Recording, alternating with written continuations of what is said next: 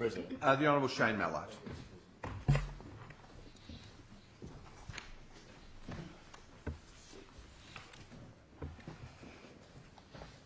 Mr President, I rise today to in support of the Transport Administration Amendment Sydney Metro Bill 2018. My speech will include some history lessons for those in the opposition and lay some facts on the table for both the Labor Party and the Greens to contradict some of the comments they've made. And I will talk to the bill, Mr President. I should hope so. Mr President, after 16 long lost years of neglect under Labor, where the people of New South Wales are promised 12 rail lines... Order. Can I please have the clock reset for the member? I thought he was calling me to order already. No, you haven't done anything wrong. Only one sentence in. Now you can start. Thank you, Mr President. As I said, after 16 long lost years of neglect under Labor, where the people of New South Wales are promised 12 rail lines, of which only half of one rail line was actually delivered, the Labor Party promised 9 transport master plans and 6 transport ministers in that time. In contrast, this government has gotten on with the job of actually building tomorrow's Sydney, as we see on the billboards around the metro sites. Because, Mr President, Sydney Metro is a game changer for Sydney. It's revolutionising the way we will get around this great and global city for the generations to come. Mr President, I'm confident that Sydney Metro will be our signature legacy project for this government. Australia has seen nothing like this new metro system before, so the time is right to take the great work done by the Sydney Metro Delivery Office and transform it into an enduring statutory corporation overseen by an expert decision-making board. However, Mr President, it appears as if those on the other side of this House are suffering from a case of amnesia. Despite the Transport Administration Amendment Bill Sydney Metro 2018 being almost exactly the same as the Transport Administration Amendment Metro Rail Act 2008. The 2008 bill, almost exactly the same.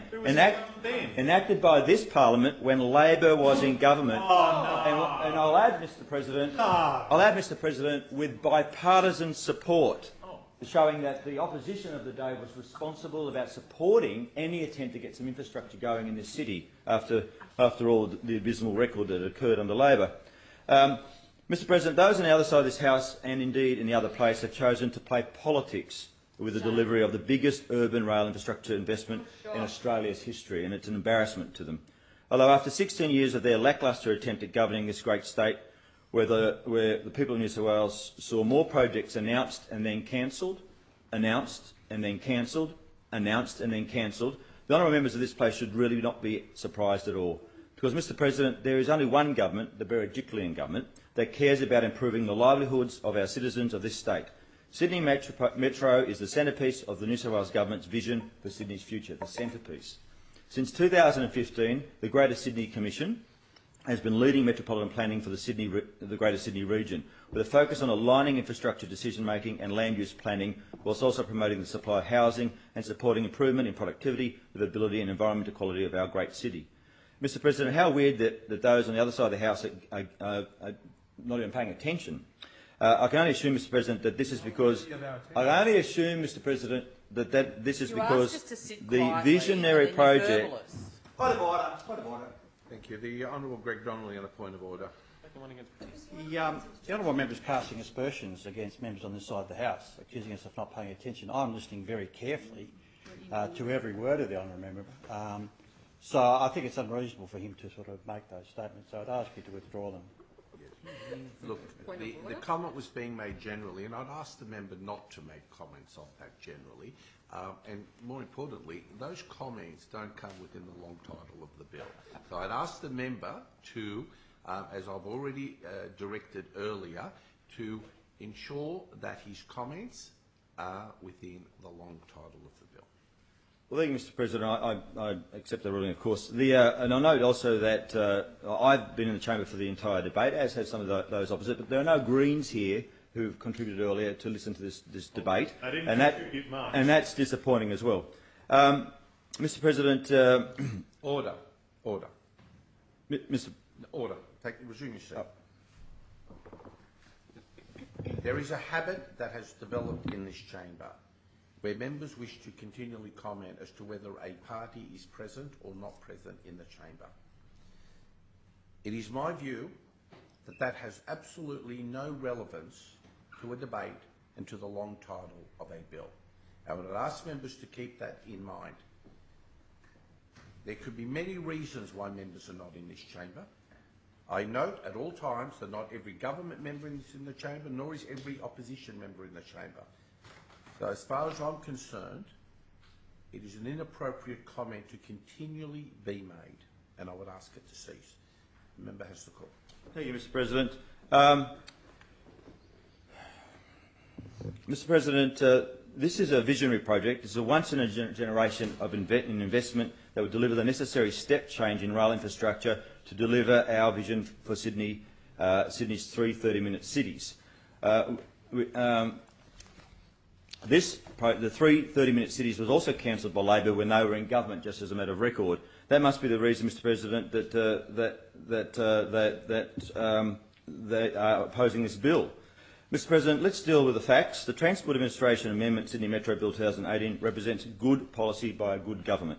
Those on the other side of the House, in the other place, would have you believe that this bill is about privatisation, and indeed the Greens made that assertion in their speech, and about fattening the pig to be sold off. The problem is, Mr. President, however, is that only someone who has failed to actually do the homework and read this bill could actually say something as preposterous as that statement. Because, Mr. President, whereas clause 38B, brackets 3, brackets E of this bill expressly requires the government to return to the Parliament if ever wanted to sell the Sydney Metro. Expressly required to go back to Parliament to sell it.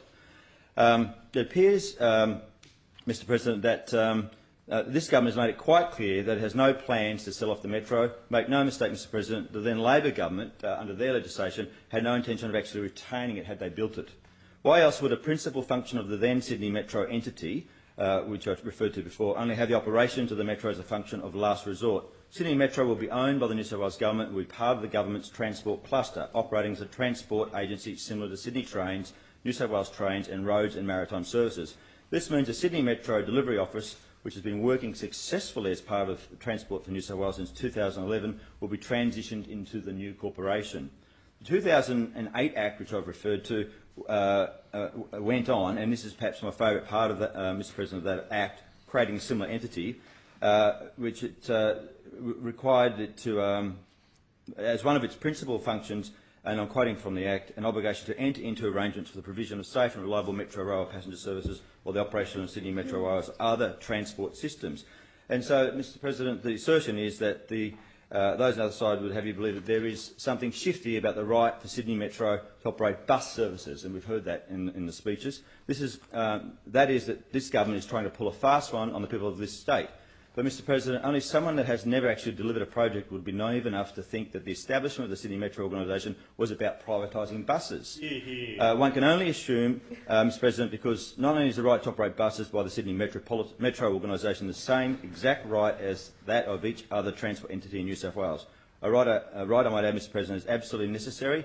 For example, rail replacement services can be operated when the Metro is being maintained. But it's the exact same right which the 2008 Act afforded the Sydney Metro organisation. Why then, Mr. President, would those on the other side of the House oppose this bill? There can only be one reason, Mr. President, because those on the other side of this House don't understand what it means to imagine and indeed deliver a project like Sydney Metro, which will be tasked with working across government to lead the delivery of world-class metro system focused on customers and great local places, driving the state's economic growth well into the future. Let there be no doubt, Sydney Metro will be a game changer for Sydney. It will not only transform the way we travel around this great global city, it will also change the way we work, live, play, and by providing truly integrated world-class transport to vibrant and active communities. It's time, Mr. President, to look at the future and realise Sydney Metro's true potential to help manage Sydney's growth moving forward. Mr. President, it does get better. The amnesia, the seizing those on the other side of the House. If the government wants to close a railway line, and this was referred to by the Honourable Taylor Martin, including the Sydney Metro line, Section 99A of the Transport Administration Act requires an Act of the Parliament authorising that closure, and that applies to Sydney Metro. Convenient, Mr. President,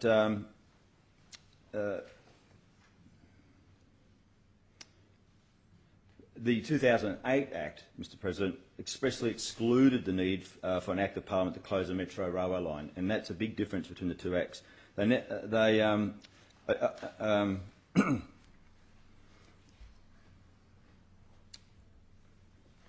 Okay, Mr. President. The only reason I can think of, Mr. President, is that it's a vain attempt to try and hide their embarrassment from trying to stop the well-planned growth of Sydney. I think it's politics at its worst. It's much easier to have as its public transport and land use planning policy centrepiece that it will cancel projects, and that's the opposition's policy, to cancel projects, rather than giving the people of New South Wales the respect of actually thinking up some policies that will benefit our communities. You only have to look at the land use and transport planning debacle that is Mascot and Green Square, which I have some familiarity with. No development controls, no proper planning, no transport planning, and now the government is forced to clean up the mess left by the former Labor government in administration of that area. Sydney Metro will be charged with leading integrated planning solutions for land in the locality of a metro station.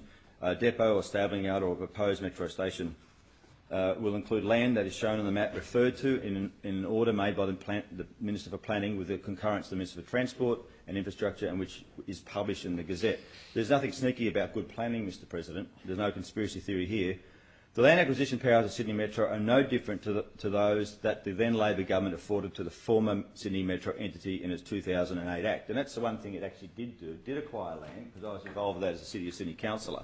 It did acquire land, and then it was cancelled after it evicted many of the tenants. Those on the other side of the House have just proven that all they are good at is for stifling projects and stifling growth for the state and investment. New South Wales Government wants to make sure its major investment in new railway systems delivers the best outcomes for customers and the community and services our great global city for generations to come. Sydney Metro is much more than just a state-of-the-art railway. It needs to be integrated successfully with the precincts and the communities it will serve and with the existing public transport system, allowing customers to seamlessly interchange from metro rail to suburban trains to buses to light rail and ferries. And I might say as an aside, in Copenhagen there's a great example of the metro, the heavy rail, bus interchanges and development around... And bicycles.